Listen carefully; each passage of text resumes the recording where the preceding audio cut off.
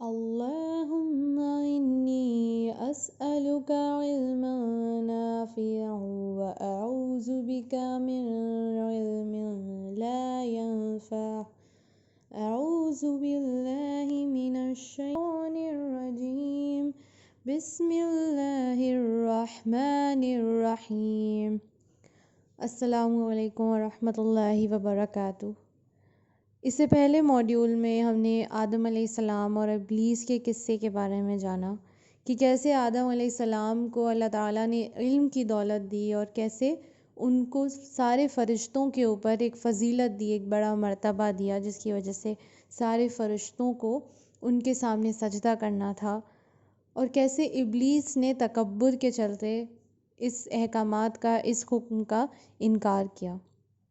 اور اس کے بعد سے شیطان ہم سب کے ساتھ ایسے جڑا ہوا ہے کہ ہم کو ہر صحیح چیز، ہر غلط چیز سے میں زیادہ مبتلا کرنے کی کوشش کرتا ہے، ہر صحیح چیز سے دور لے جاتا ہے. اور کیسے اللہ تعالیٰ نے بھی اسے چھوٹ دی ہوئی ہے، کیونکہ اللہ تعالیٰ جانتا ہے کہ یہی سچا امتحان ہے اس کے بندے کا، کہ کون شیطان کی باتوں میں آ جاتا ہے، اس کے بنائے باتوں میں، اس کے سارے جھوٹ میں مبتلا ہو جاتا ہے، اور کون سچ کا ساتھ دیتا ہے، کون اللہ کا ساتھ دیتا ہے. اس کے بعد ہم نے ایک احساس کیا کہ کیسے انسانوں کو کیونکہ فضیلت دی گئی ہے، اور کیسے انسان ہونے کے ناطے، اللہ کے بندے ہونے کے ناطے ہم سب پہ ایک اتنی بڑی رسپانسبلٹی ہے کہ ہمیں سارے اعمال پہ عمل کرنا ہی کرنا ہے اور شیطان کے شر میں نہیں آنا ہے.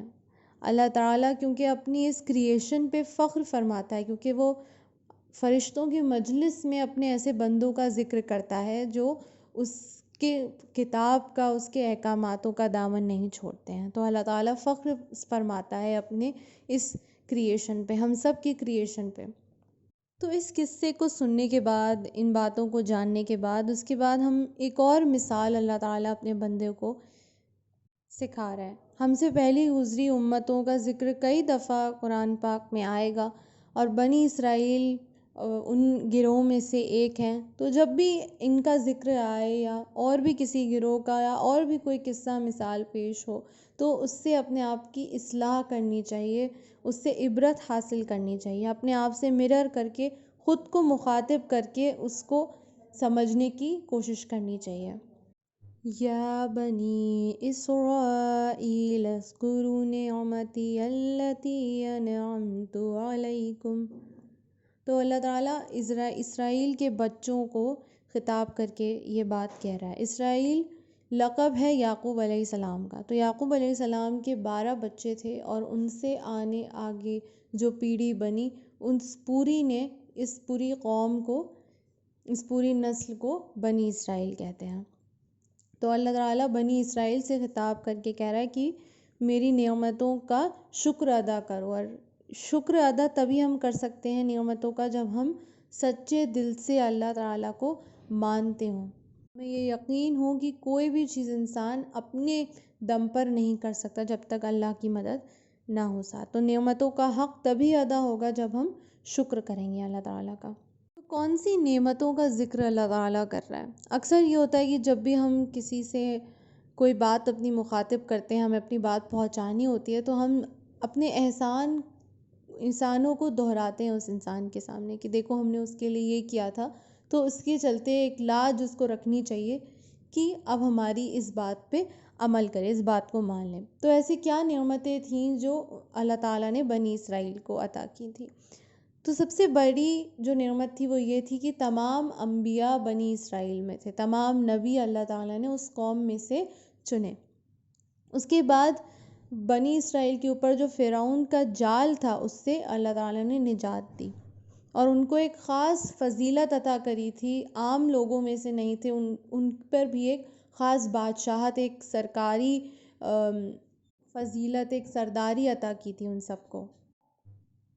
اسی نعمتوں کی یہاں یاد دہانی کرائی جا رہی ہے. اللہ تعالیٰ فرماتا ہے کہ میری نعمتوں کو یاد کرو اور اپنے وعدوں کو پورا کرو. بعہدی وَأَوْفُوا بِعَہدی، اپنے وعدوں کو پورا کرو. اوفی بعہدکم، تب اللہ تعالیٰ بھی اپنے وعدے کو پورا کرے گا۔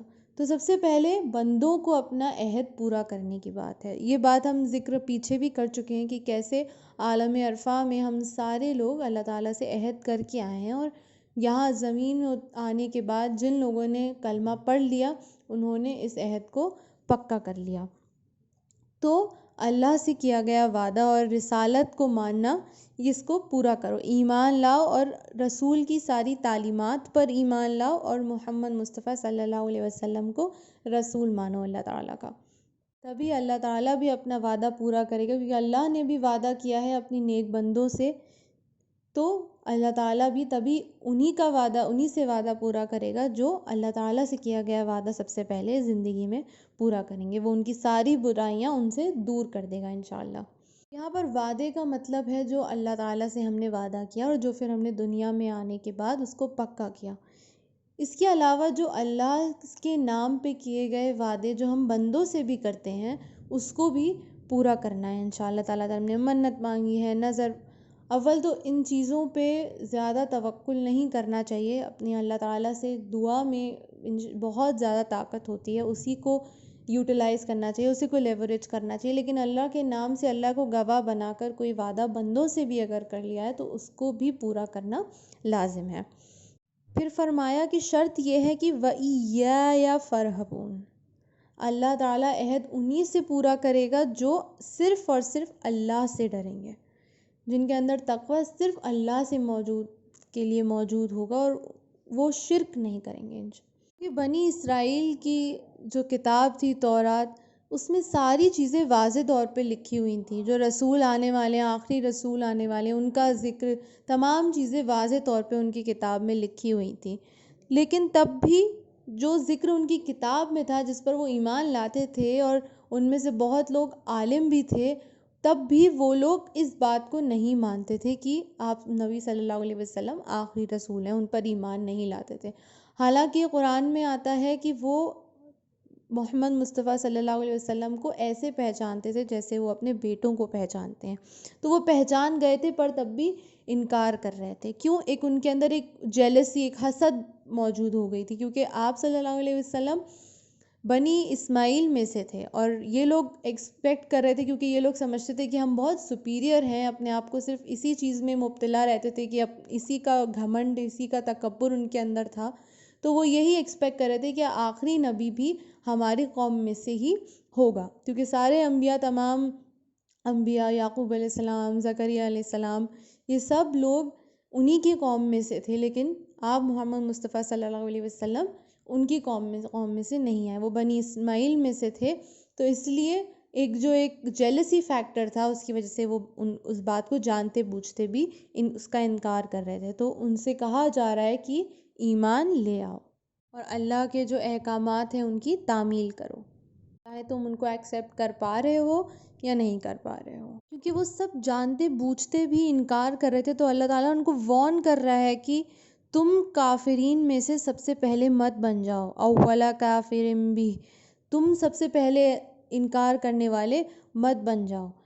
ہم بھی دیکھیں کہ ہم صاحب علم ہیں، ہم سب کو قرآن آتا ہے، ہم سب قرآن کو جانتے ہیں، پہچانتے ہیں، تو اگر ہم انکار کریں گے تو بہت بڑا گناہ ہے، جانتے بوجھتے انکار کریں گے تو بہت بہت بڑا گناہ ہے، کیونکہ ہمیں تو سارا علم ہے، ہم ساری باتیں ہمیں واضح طور پہ معلوم ہے، تو پھر اس کے بعد بھی اگر ہم اس پہ عمل نہیں کرتے تو دوسروں کے لیے کیسے ایک ایگزامپل ہم سیٹ کر پائیں گے جن کو حق بات کا پتہ ہی نہیں ہے۔ تو ہمارے لیے انکار کرنا جو گناہ ہے وہ زیادہ شدید ہے، جو بھی نشانیاں ہمارے سامنے ہیں، جو بھی آیات ہمارے سامنے ہیں، اس پہ پردہ ڈالنے کی ضرورت نہیں ہے، اس کو اور پھیلانا چاہیے، اور یہ لوگ اس پہ پردہ ڈال رہے تھے۔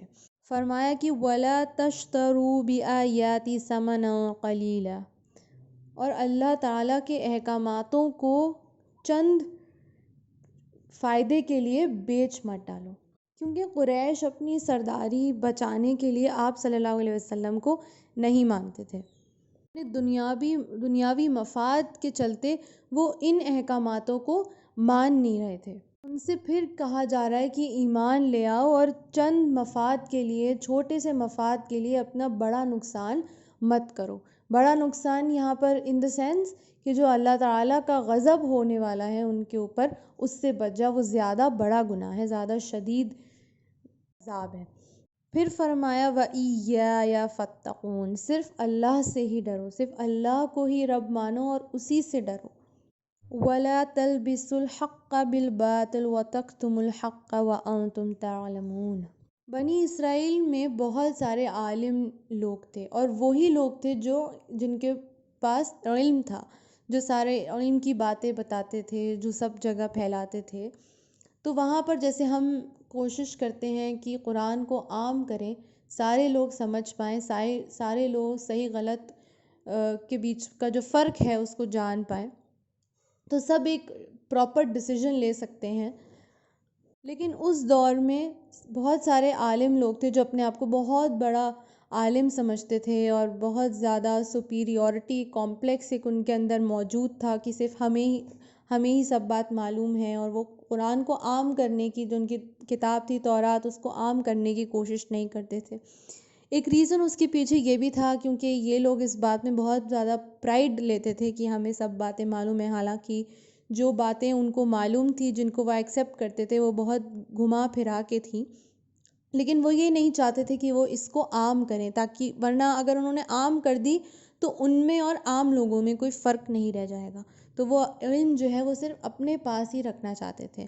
یہاں سے ہمیں بھی ایک ہدایت ملتی ہے، ہمیں بھی ایک کوشچن، ورڈ آف کوشچن ملتا ہے کہ جو علم ہے وہ ہمارے پاس جو ہے وہ ہم آگے پھیلائیں، کیونکہ علم جو ہے وہ پھیلانے سے اور زیادہ بڑھتا ہے۔ جب آپ کسی کو بھی کوئی چیز بتاتے ہیں، یہ بات میں نے پہلے بھی مینشن کی تھی کہ جب ہم کسی چیز کو بتاتے ہیں، سکھاتے ہیں، تو وہ ہمارے دماغ میں اور زیادہ پکی ہو جاتی ہے۔ یعنی کہ اگر ہم کوئی بھی فزیکل چیز ہے، کوئی بھی مٹیریلسٹک چیز ہے، اس کو اگر ہم کسی کے ساتھ شیئر کرتے ہیں، وہ تو ہمارے پاس سے چلی جاتی ہے، لیکن نالج ایسی چیز ہے کہ اگر ہم اس کو شیئر کرتے ہیں تو وہ ہم سے جاتی نہیں، انفیکٹ ہماری ڈبل ٹریبل ہو جاتی ہے۔ لیکن بنی اسرائیل کے پاس کبھی بھی کوئی کافر یا کوئی مشرکین مذہبی معاملہ پوچھنے کو آتا تھا تو وہ کیا کرتے تھے، وہ حق کو باطل کے ساتھ مکس کر دیتے تھے۔ تو ایز اے ریزلٹ کیا ہوتا تھا کہ سامنے والا کنفیوز ہو جاتا تھا، اور کنفیوز ہونے کے بعد وہ ان کے پاس اور بار بار آتا جاتا تھا، اور کنفیوز ہو کے ہی جاتا ہے۔ ایز اے ریزلٹ جو ان کا انٹرپریٹیشن تھا آف دا بک، وہی لوگ امپلیمنٹ کرنے شروع کر دیا ان لوگوں نے، وہ لوگوں کو جہالت میں رہنے دے رہے تھے۔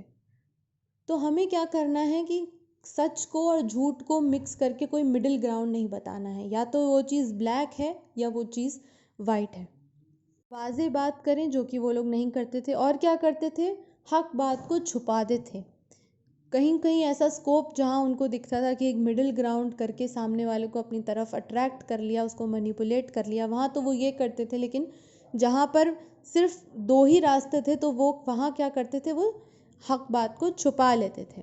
تو اللہ تعالیٰ ان سے کہہ رہا ہے کہ سب باتیں جانتے بوجھتے تم اس کو چھپا رہے ہو۔ اگر جن کے پاس علم ہے وہی آگے نہیں پھیلائیں گے، وہی واضح بات نہیں کریں گے، تو کیسے دین پھیلے گا؟ ہم کیسے کہہ سکتے ہیں کہ ہم دین کے مددگار ہیں، جو یہ لوگ کلیم کرتے تھے اپنے آپ کو؟ تو دین کے مددگار انسان تبھی ہو سکتا ہے جب وہ دین کو پھیلائے، دین کو عام کرنے کی کوشش کرے۔ اس کے بعد اللہ نے کچھ نصیحتیں دی ہیں، کچھ ہدایت دی ہیں، کچھ عبادت کرنے کے ذریعے واضح کر کے بتائے ہیں۔ وَأَقِیمُوا الصَّلَاةَ، نماز قائم کرو، وَآتُوا الزَّکَاةَ، زکوٰۃ ادا کرو، وَارْکَعُوا مَعَ الرَّاکِعِینَ، جو رکوع کرنے والوں کے ساتھ رکوع کرو۔ تو سب سے پہلے نماز کی بات کریں تو نماز ایک ایسی عبادت ہے جو سب سے زیادہ ٹاپ پر آتی ہے، موسٹ فیوریٹ فارم آف عبادت ہے، اور ہر چیز کا سلیوشن ہے یہاں پر۔ تو نماز کا جو حساب ہے وہ سب سے پہلے لیا جائے گا آخرت میں، یہ سب سے زیادہ ضروری ہے، اور اللہ تعالیٰ نے معراج پہ بلا کے آپ صلی اللہ علیہ وسلم کو واضح طور پہ چیزوں کو بتایا کہ کیسے نماز ادا کرنی ہے، 5 وقت کرنی ہے۔ یہ بھی ہم پڑھ چکے ہیں کہ یقیمون الصلاۃ، ایک درست نماز کیا ہے، اس کے کیا شرائطیں ہیں، وہ ہم پہلے اس بات پہ کر چکے ہیں۔ اس کے بعد ہے کہ زکوٰۃ ادا کرو، ایک خاص مال میں سے ایک خاص پروپورشن مستحق لوگوں کو دینا واجب ہے۔ اس کے بارے میں بھی ہم بات کر چکے ہیں پیچھے، صدقات کے بارے میں، نفقات کے بارے میں۔ اس کے بعد رکوع کرنے والوں کے ساتھ رکوع کرو۔ سب سے پہلی تو یہ ہے کہ جو دین کے مددگار ہیں، جو دین پر چلتے ہیں، ان کے ساتھی بنو، اور وہ لوگ، ان لوگوں سے ایک کمپینین شپ رکھو اپنی، تاکہ تم بھی امپروو کر پاؤ۔ یہ ایک انٹرپریٹیشن ہے۔ اور دوسری بہت زیادہ اہم انٹرپریٹیشن ہے با جماعت نماز، مردوں کے لیے با جماعت نماز۔ رکوع کرنے والوں کے ساتھ رکوع کرو، عاجزی اختیار کر کے با جماعت نماز ادا کرو۔ جو مرد جماعت سے نماز نہیں ادا کرتا ہے، اس پر شیطان مسلط ہو جاتا ہے۔ یہ واجب ہے ہر مرد کے اوپر کہ با جماعت نماز پڑھے، چاہے وقت کوئی بھی ہو، اول وقت میں با جماعت نماز ادا کرے۔ اور اس پر ایک حدیث بھی ہے کہ اگر بہت بار ہوتا ہے نا کہ ہم تھوڑے لیٹ ہو گئے اور جماعت مکمل ہو چکی ہے، لیکن حدیث میں آتا ہے کہ اگر مسجد پہنچے ہیں اور جماعت ہو بھی چکی ہے تو آپ کسی سے بھی دوبارہ پڑھنے کو پوچھ لیں، آپ دوبارہ اپنی ایک جماعت کر سکتے ہیں، اور اس کے لیے یہ صدقہ ہو جائے گا، اور آپ کے لیے آپ کا فرض ادا ہو جائے گا۔ اور جماعت سے نماز پڑھنا تو ویسے بھی ایک 27 گنا ثواب ہے، تو جتنا زیادہ نیکیاں آپ کو مل رہی ہیں اس کو بٹولنے کی کوشش کریں۔ کچھ پتہ نہیں ہے کہ ایک نیکی کی وجہ سے بھی انسان کا جنت اور جہنم اس بات پہ ڈیسائیڈ ہوگا، تو ایک ایک نیکی جمع کرنے کی ہمیں کوشش کرنی چاہیے۔ اور اگر انسان کی حالت ایسی ہے کہ تھوڑی بہت گنجائش ہے کہ انسان ہلاکت میں مبتلا نہیں ہوگا جماعت سے نماز پڑھنے میں، تو انشاءاللہ تعالی جماعت سے نماز پڑھنا ہی واجب ہے۔ کیونکہ آپ صلی اللہ علیہ وسلم کے پاس ایک نابینا آئے اور ان کا یہ پریشانی تھی کہ وہ گھر پر پڑھنے کی اجازت مانگ رہے تھے، کیونکہ آنے جانے میں ان کو بہت زیادہ مشکل ہوتی ہے۔ حالانکہ یہ بھی ایک طریقے کا ہلاکت میں مبتلا کرنا ہے، لیکن آپ صلی اللہ علیہ وسلم نے کہا کہ کیا تمہارے کان میں، تمہارے گھر میں اذان کی آواز آتی ہے؟ اور اگر آتی ہے تو پڑھنے آؤ۔ کتنی بار ایسا ہوتا ہے فجر کی اذان ہو رہی ہوتی ہے اور ہم کروٹیں بدل رہے ہوتے ہیں۔ اللہ تعالیٰ کا فرمان ہے حی علی الصلاح حی علی الصلاح حی علی الفلاح، نماز کے لیے آؤ اور فلاح کے لیے آؤ۔ کامیابی ہے ان لوگوں کے لیے جو صلاۃ ادا کرتے ہیں۔ اور ہمیں اپنی نیند اتنی پیاری ہوتی ہے کہ ہم صرف کروٹیں ہی بدل رہے ہوتے ہیں۔ اول وقت میں اور درست صلاۃ قائم کرنے کی ہدایت اور توفیق اللہ تعالیٰ ہم سب کو عطا کرے، اور ہم بھی اپنی کوشش انشاءاللہ تعالیٰ اس میں پوری رکھیں۔ جب ہم خود اریکٹ ہوں گے، جب ہم خود الائن ہوں گے، جب ہم خود چوکنا ہوں گے، تبھی ہم دوسروں تک بھی یہ بات پہنچا سکتے ہیں، کیونکہ سب سے پہلی ذمہ داری ہماری اپنے آپ پہ ہے، پھر اس کے بعد اپنے آس پاس اپنے گھر والوں پہ ہے، اور پھر باہر والوں پہ ہے۔ سب سے پہلے ہم اپنے آپ کو ٹھیک کریں، ہم اپنے آپ کا جائزہ لیں، ہم اپنے آپ کو دین کے مطابق رکھیں، اور پھر دوسروں کو نصیحت دیں۔ اسی کے کانٹیکسٹ میں نیکسٹ آیت آتی ہے أَتَأْمُرُونَ النَّاسَ بِالْبِرِّ وَتَنْسَوْنَ أَنفُسَكُمْ وَأَنْتُمْ تَتْلُونَ الْكِتَابَ أَفَلَا تَعْقِلُونَ۔ تو بنی اسرائیل علماء دوسروں کو نصیحت دینے میں بہت آگے سے آگے تھے کہ حق کو فالو کرو، یہ سچ ہے، یہ غلط ہے، ایسے کیوں کرتے ہو، ویسے کیوں کرتے ہو۔ لیکن جب حق ان کے خود کے سامنے آیا، جب آپ صلی اللہ علیہ وسلم نے رسالت کی بات کہی، جب حق بات ان کے سب سامنے آ گئی، تو وہ خود ہی سب سے پہلے انسان تھے جو پیچھے آ گئے۔ دوسروں کو نصیحت دینے میں سب سے آگے تھے، لیکن جب سچ بات سچ میں ان کے سامنے آئی تو وہ سب سے پہلے انسان تھے جو پیچھے رہ گئے۔ اکثر یہ ہوتا ہے نا کہ ہم بچوں کو کی تربیت کرنے میں ان کو تو آگے سے آگے پہنچاتے ہیں کہ اب وقت سے نماز پڑھو، طریقے سے نماز پڑھو، لیکن ہم اپنے کاموں میں اتنے زیادہ مبتلا ہوتے ہیں کہ ہماری نماز جو ہے وہ بہت زیادہ دیر ہو جاتی ہے۔ تو نماز تو میں نے پہلے بھی بتایا کہ کتنی زیادہ ضروری ہے، کیونکہ نماز جو ہے وہ مومن کی معراج ہے۔